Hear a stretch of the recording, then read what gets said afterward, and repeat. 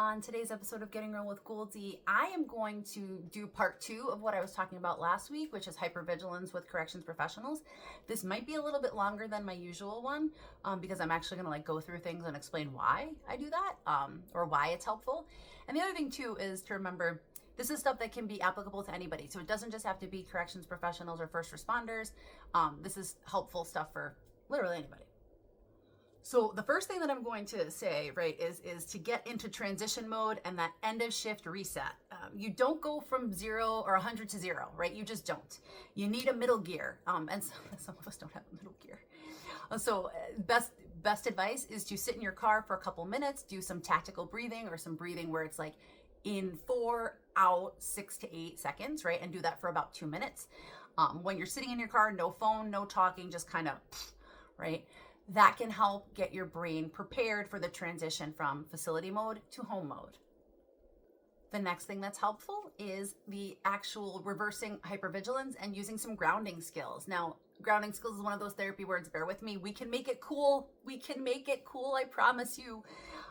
Looking around and identifying 5 things you can see, 4 things you can touch, 3 things you can smell, right? Taste, whatever the case may be. Getting yourself grounded, right? Or even if you don't have that environment, right? 5 things that are calm, 3 things that are safe, and 1 thing that you appreciate. You trained your brain to look for danger, and when you get out, you have to train your brain to recognize safety.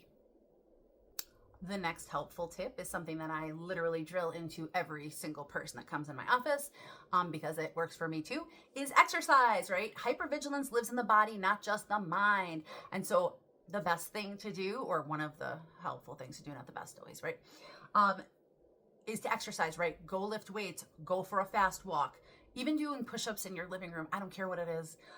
Your body is still in ready mode and you need to burn off that irritability. We have the sensory reset, right?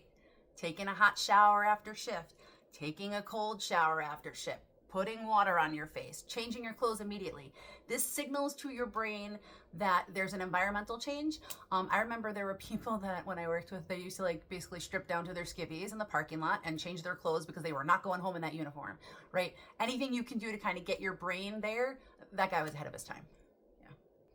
Another thing that sounds a little bit but bear with me, right, is to literally say out loud, I'm home, I'm safe, I don't need to be on right now. Seems but it's a powerful message to tell your brain and to say out loud, right, so that both hemispheres of your brain are talking to each other that you're not in danger anymore. And the last thing, because I'm a party pooper, alcohol may take the edge off, but it doesn't turn off your hypervigilance. So please be mindful of your alcohol consumption, especially after shift. I know, it can help you to relax, but it's not actually helping you. It's just not.